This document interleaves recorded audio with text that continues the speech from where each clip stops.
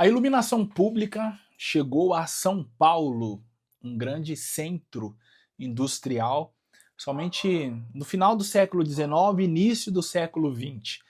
Isso quer dizer então que antes deste período, as ruas eram totalmente escuras. Se é privilégio dos paulistanos terem a iluminação pública há um pouco mais de 100 anos, imagine se nós compararmos o mundo e se olharmos para o Antigo Testamento, certamente então teremos a convicção de que não havia iluminação pública mesmo. Os judeus, eles tinham o hábito de amarrar nos tornozelos pequenas lamparinas para iluminar as suas passadas durante a noite. E por que pequenas lamparinas? Porque as maiores exigiriam uma maior quantidade de azeite e o azeite era uma especiaria muito cara naqueles dias. É justamente por isso que eles aproveitavam ao máximo a luz do sol e quando a noite caía, eles já se organizavam para dormir. E também por isso as viagens durante a noite eram tão perigosas, porque aconteciam em um ambiente totalmente escuro. Justamente por isso, o Salmo 119, versículo 105, foi escrito pelo salmista para dizer: Lâmpada para os meus pés é a tua palavra. Ele estava fazendo uma referência ao costume da época, mas pensando na palavra de Deus, ele disse: Somente a tua palavra me faz pisar em segurança. E por isso que ele disse que, além de ser lâmpada para os seus pés, era luz para o seu caminho, porque além de fazê-lo pisar em segurança, apontava a direção que ele deveria seguir. Certamente hoje nós não precisamos mais amarrar lamparinas nos tornozelos porque nós temos iluminação pública nas nossas ruas e as viagens durante a noite se tornaram mais seguras. Mas uma coisa que certamente não dá para dispensar é a segurança e a orientação da palavra de Deus. É exatamente sobre isso que vamos falar hoje. O tema da lição de número 3 tem por título A autenticidade que leva à prática da palavra. Eu sou o pastor Lucas Gomes, professor e superintendente de Escola Bíblica Dominical, e estou aqui para auxiliar você a preparar a sua próxima aula. Fica aí, pega caderno, caneta para você realizar as suas anotações, e o meu desejo é que a sua próxima aula seja incrível. Quero agradecer aos muitos irmãos que têm deixado o seu like, têm se inscrito, ativado o sininho. Isso é muito importante. Eu percebi que dos muitos inscritos que já temos, bem poucos ativaram o sininho. Isso é importante porque todas as vezes que eu lançar um conteúdo novo aqui, você será informado. Então, se essas aulas têm abençoado a sua vida, por favor, primeiramente se inscreva e depois ative o sininho. E se você já foi inscrito, verifica aí se o sininho está ativado. Vamos então para o que mais nos interessa, a lição de número 3, que tem por título A autenticidade que leva à prática da palavra. Eu fiz essa introdução para que você já entendesse o texto principal, que está no Salmo 119, verso 105. Lâmpada para os meus pés é a tua palavra e luz para o meu caminho. Vou fazer um resumo dos 3 tópicos. O primeiro nos fala para sermos prontos para ouvir, tardio para falar e se irar. O segundo tópico, ações referentes à palavra de Deus. E o terceiro tópico, a palavra e a verdadeira religião. O primeiro tópico, Tiago nos orienta a sermos prontos para ouvir.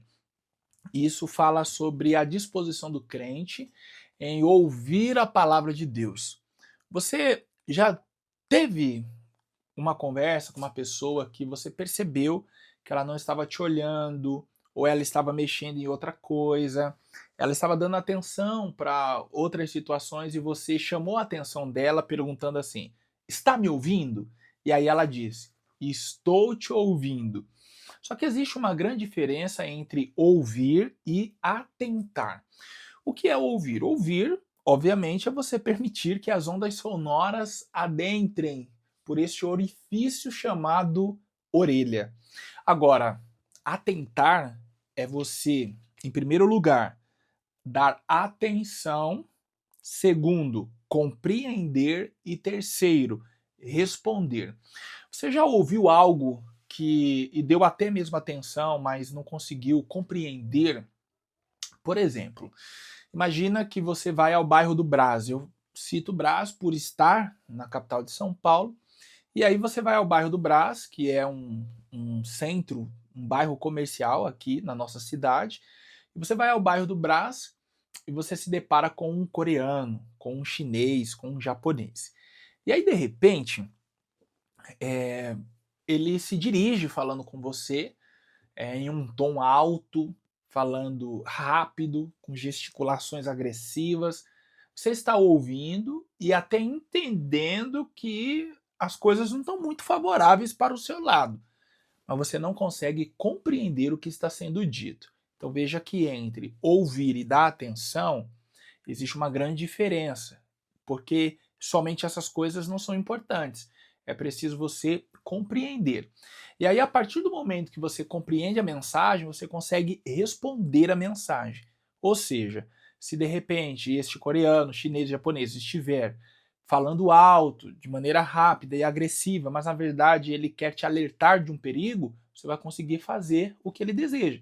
Sair correndo, se proteger e daí por diante, tá bom? Então, não é preciso somente ouvir, é preciso dar atenção, é preciso compreender e, em terceiro lugar, é preciso responder à mensagem. Quando nós pensamos na palavra de Deus, esses 4 princípios se aplicam. Não basta nós irmos à igreja e somente ouvirmos a palavra de Deus. É preciso nós darmos atenção. E se nós percebermos dentro do ambiente igreja e principalmente fora dele, mas eu vou me concentrar dentro do ambiente igreja. Muitas coisas acontecem para que nós não demos atenção à palavra de Deus. A ouvir é algo que vai acontecer porque nós estamos lá. Agora, dar atenção, muitas coisas acontecem para roubar as nossas atenções. As nossas atenções. Às vezes, uma criança começa a chorar. Às vezes, dá vontade de e quando a gente fala de jovem, isso é muito presente, né? Dá vontade de beber água, e aí vai beber água, e dá vontade de ir no banheiro, e vai no banheiro, e aí fica aquele passa. Nem se atenta à palavra quem está na movimentação e quem está assentado vendo outros se movimentarem. Então, o ambiente do culto ele é muito sensível, é um lugar onde nós precisamos de fato estar atentos ao que está acontecendo na tribuna. Por quê? Pode ser que em algum momento uma palavra de vitória seja liberada e você está ali sem dar atenção, ok? Então, fora do ambiente igreja, também muitas coisas acontecem. Às vezes você está na sua casa, você quer ler a palavra de Deus, quer meditar, mas você não consegue. Por quê? É gente entrando e saindo, barulho, e aí dá vontade já de mexer no celular, de ligar a televisão, enfim. Então, o inimigo ele se utiliza de muitos meios para roubar a nossa atenção. Todos eles devem então ser notados e devem ser bloqueados por nós, tá bom? Então, ouvir atentamente é o primeiro passo para compreender a palavra de Deus e então praticá-la à nossa vida. Então, guarde isso, anota. Ouvir, se atentar, compreender e responder. Olha o que a Bíblia nos diz em Provérbios 18:13, a partir do sábio Salomão. Que responder antes de ouvir é estultícia e vergonha. Então, o sábio, ele faz isso aqui, ó. Ele se atenta primeiro para o que está acontecendo, ele compreende para depois então responder. Então veja que no passo a passo aqui, responder é a última coisa que você faz. Primeiro você ouve, você dá atenção, você compreende, você responde. O tolo, ele inverte a ordem. Ele responde antes de ouvir. Compreende depois. Então é por isso que muitas das vezes o tolo precisa ficar se desculpando sempre, porque ele agiu antes de ouvir. Então, a Bíblia nos orienta a ouvir primeiro. Então, o jovem será sábio se ele primeiramente ouvir. E ouvir, certamente, a palavra de Deus. A Bíblia também nos orienta a sermos tardios para falar. Isso não quer dizer que você é proibido de falar. Uma vez eu vi um pastor louvando as virtudes de uma irmã, porque essa irmã todo mundo a vê em silêncio. E aí, no dia que ela resolveu abrir a boca, ela abriu a boca com sabedoria. E aí ele falou assim: Olha, que mulher sábia. A gente vê ela aqui no dia a dia, não fala nada, em silêncio. Mas sentei para conversar com ela 5 minutos e abriu a boca e só trouxe palavras de sabedoria. Veja bem, a Bíblia, ela não louva o calado, ela ouve o que demora para falar. Olha a diferença. Então, existem pessoas que na igreja poderiam ser muito úteis se abrisse a boca. Então são pessoas que, eu prefiro ficar aqui no meu cantinho. A omissão também é um pecado. Falar demais é um erro. Omitir-se também é um erro. Então, o que Tiago está nos orientando aqui é ponderarmos as nossas palavras, equilibrarmos as nossas palavras entre momentos de audição e momentos de fala. Ele não está te proibindo de falar. Ele está falando para você ouvir, entender, compreender e responder. Falar. Mas quando falar, falar com sabedoria, ter cuidado, refletir sobre as palavras, pesar as palavras para não cair em qual erro? Falar palavras torpes. Aos Efésios capítulo 4, Paulo fala sobre as palavras torpes. E o que é uma palavra torpe? É uma palavra que não produz edificação. É uma palavra que não anima. É uma palavra que não levanta. É uma palavra que não exorta. Sabe, por sua vez, todas as vezes que ele abre a boca, ele abre na intenção de edificar, confortar, instruir. Por isso que ele é visto como sábio. E ele só teve condições de fazer isso porque primeiro ele entendeu, ele fez a leitura do que estava acontecendo a partir dos ouvidos. Então Tiago, em sua carta, destaca o poder da língua, tanto para o bem quanto para o mal. Tiago, capítulo 3, versos 5 a 10. A língua ela tem o poder de dar vida e tem o poder de tirar a vida. Veja quantas guerras se iniciaram por causa da língua. Quantas confusões, problemas. Da mesma forma, quantos acordos de paz foram estabelecidos a partir do poder da língua. Então, a língua ela tem o poder de dar vida, ela tem o poder de matar. Ela tem o poder de trazer a paz, ela tem o poder de trazer a guerra. Vamos lá. O terceiro e último ponto do primeiro tópico, o Tiago nos orienta a sermos tardios para se irar. Tiago revela a necessidade do crente desenvolver o controle emocional e a paciência, que é um fruto do Espírito. Gálatas, capítulo 5, versos 22 e 23, nos fala sobre o fruto do Espírito, as características do fruto do Espírito. E entre uma delas nós precisamos ser sábios e equilibrados. Nós precisamos nos dominar, nos controlar. Então, por isso que ele fala sobre sermos tardios para se irar. Então, assim, Paulo fala aos Efésios que irai-vos, mas não pequeis. Então, a ira é um sentimento que simplesmente chega no nosso coração, mas nós podemos e temos condições em Cristo de dominar esse e outros sentimentos. Quando fala sobre ser tardio para irar, é porque você pode prolongar esse sentimento. Deu para você entender? Então, existem muitas pessoas muito estressadas. Nós vimos muitos jovens dizendo que são estressados, né? Eu conheço pessoas que eles utilizam muito essas palavras. Acordei estressado, estou estressado, vive estressado. Vamos mudar essa palavra. Vamos tirar essa palavra do nosso vocabulário. Olha, eu não estou bem, não estou legal hoje. É melhor falar dessa forma. Porque senão você passa a crer que você não está, mas você é uma pessoa estressada. Então nós precisamos ser tardio para se irar. Então assim, a gente responde imediatamente ao que é para edificação. Agora, responder imediatamente à ira é você se envolver em problemas, confusões, brigas, e isso não condiz nada com a identidade cristã. Então, o segundo tópico nos fala assim, ações referentes à palavra de Deus. Primeiro, receber a palavra com mansidão. Esse tópico está intrinsecamente ligado com o primeiro, que nos fala sobre sermos prontos para ouvir. Por quê? O segundo tópico fala assim, receber a palavra com mansidão. Isso significa reconhecer que nós sabemos tudo, que temos sempre algo para aprender. Temos a necessidade de orientação diária de Deus, mantendo um coração ensinável. Então, aquele que primeiro ouve, Aquele que primeiro está pronto para ouvir, ele tem um coração ensinável. Ele entende que ele precisa receber a palavra de Deus com mansidão. Pergunte aos nossos jovens, quais cultos são mais frequentados por eles? Os cultos do louvor ou o culto de ensino da palavra?